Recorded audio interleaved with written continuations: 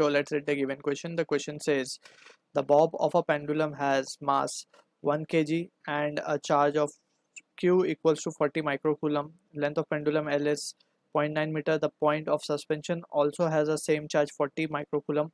What the minimum speed u should be imparted to the bob so that it can complete vertical circle? Option A 6 meter per second, option B 2 meter per second, option C 8 meter per second, option D 4 meter per second. So basically यहाँ पे we need to understand as a key concept about the concept of vertical circular motion basically, and along with some basic understanding of electrostatics. ठीक है ना? तो सबसे पहले अगर हम बात करें वर्टिकल सर्कुलर मोशन की, सो वर्टिकल सर्कुलर मोशन में there are two important things we need to remember vertical circular motion के लिए. First is tension in the string, second is the speed और the velocity that we impart to the body या bob. ठीक है, अब जहाँ पे tension zero हो जाती है, जहाँ पे टेंशन जीरो हो जाती है वहीं पे we can say the body और द स्ट्रिंग स्लैक, और वो जो बॉडी है वो गिर जाता है, राइट. लेकिन अगर हम बात करें let's say we have a body और यहाँ पे हमने इसको एक स्पीड इम्पार्ट की लेट्स से v.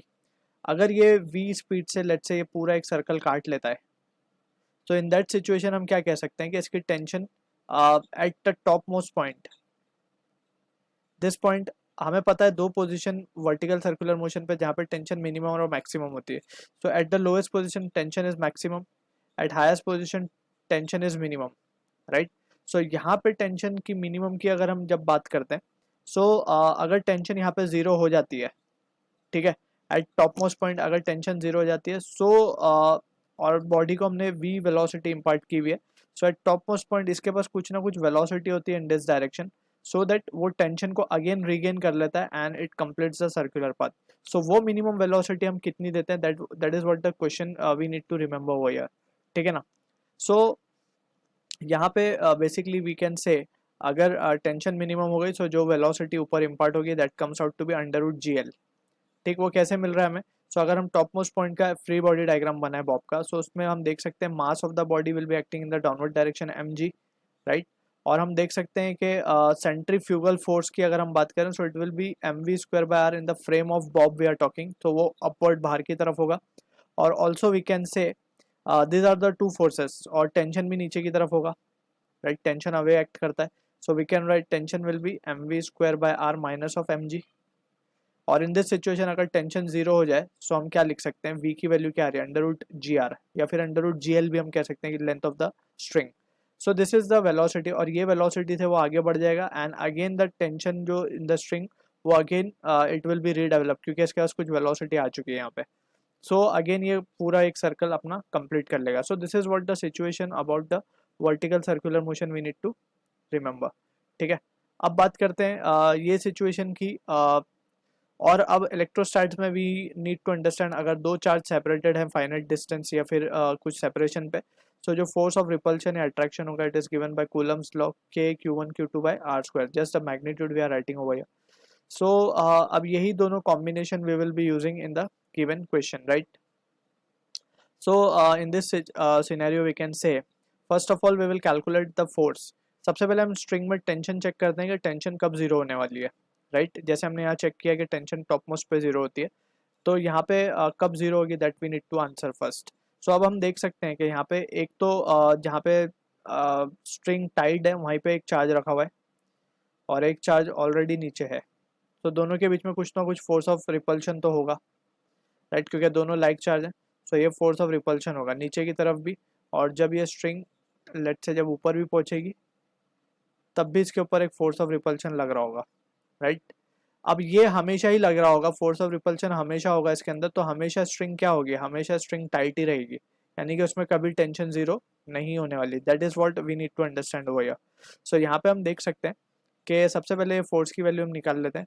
फोर्स की वैल्यू कितनी आने वाली है, k q1 q2 by r², right. So k q1 q2 by r² जब हम करेंगे, so it can be written as k की वैल्यू है 9 इंटू 10⁻⁹, ये हो जाएगा 40 माइक्रोकूलम है, दैट इज 40 इंटू 10⁻⁻⁶, यानी 4 इंटू 10⁻⁵ का स्क्वायर हम करेंगे, सो 16 इंटू 10⁻⁻10 डिवाइडेड बाय r². यानी सेपरेशन बिटवीन दैम इज 0.9 का स्क्वायर, दैट इज 81 इंटू 10⁻²। सो इसको सॉल्व करने पे जो एफ की वैल्यू हमें मिलेगी that comes out to be. Also we need to understand कि ये जो फोर्स की वैल्यू हम कैलकुलेट कर रहे हैं ये क्यों कर रहे हैं, बिकॉज यहाँ पे हम देख सकते हैं कि जब ये पार्टिकल ऊपर पहुंचेगा तो यहाँ पे इस पे वेट लग रहा होगा mg। अगर mg f से ज़्यादा हो गया तो in that scenario string will slack, right, और वो नीचे गिर जाएगी, ठीक है ना। लेकिन अगर वी कैन से f की वैल्यू बड़ी रही, mg से ज़्यादा रही, तो we can say in that situation string will be in a tight position only, और वहाँ पे tension it will be available, right. So सबसे पहले हम f की वैल्यू चेक कर रहे हैं। सो f की वैल्यू यहाँ से हम देख सकते हैं कि 9 1 ज़ा 9 9 ज़ा, एंड इसको जब हम फर्दर रिजॉल्व करेंगे तो ये वैल्यू आएगी हमारे पास 10⁻⁹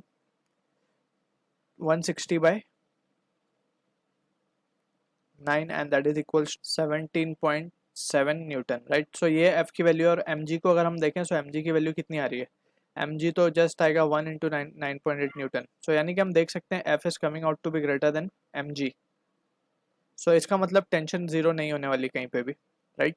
अब टेंशन जीरो नहीं होगी, अब at the top most also we can say tension will not be zero. So in that situation यहाँ पे जो वेलोसिटी आएगी that we need to check, ठीक। हमें एक्चुअल कैलकुलेट करना है यहाँ पे वेलोसिटी कितनी आ रही है, यहाँ पे हमें कितनी वेलोसिटी देनी है, हम उसे मान रहे हैं v, राइट। अब यहाँ पे वो वेलोसिटी कितनी भी हो that we don't have to bother about, क्योंकि यहाँ पे टेंशन जीरो नहीं होगी तो ये बॉब जो है it will move further, right. जो भी वेलोसिटी वो यहाँ से गेन करेगा नीचे से, और वो velocity by energy conservation we can also calculate यहाँ पे जो वेलोसिटी उसके पास गेन होगी, सो उसके वो वेलोसिटी लेके वो आगे बढ़ जाएगा, ठीक है। सो फ्रॉम दिस सिचुएशन हम क्या कह सकते हैं, we can say if we apply energy conservation between this 2 point, so यहाँ पे हमें कितनी वेलोसिटी देनी है, that we can say it has to be half mv²। So ऊपर जाते वक्त वो किस में कन्वर्ट हो जाएगी, पोटेंशियल एनर्जी में। So potential energy is mgh, यानी mg into 2l, right. So यहाँ से v की वैल्यू क्या आ जाएगी, mm तो कैंसिल हो जाएगा, √4gl। सो इतनी वेलोसिटी हमें नीचे की तरफ देनी पड़ेगी ताकि ये टॉप पॉइंट पे पहुंच जाए, और टॉप पॉइंट पे जब पहुंच जाएगा so in that situation it will gain some energy due to this velocity and it will complete the circle path, या फिर सर्कुलर मोशन कंप्लीट कर लेगा। सो यहाँ पे हम देख सकते हैं √4 इंटू जी हमारे पास कितनी वैल्यू है, g can take it as to be 9.8 into L की वैल्यू यहाँ पे हम देख सकते हैं कि एल की वैल्यू आएगी हमारे पास 0.9। तो उसको जब हम रिजॉल्व करेंगे this value comes out to be 5.28 का रूट हम निकालेंगे, so it will approximately comes out to be nearly 6 meter per second, right। So this is the value that we must impart on the bob so that it can complete the circular path. So option A जो है हमारा is the correct answer to the question. I hope you understood the solution. All the best.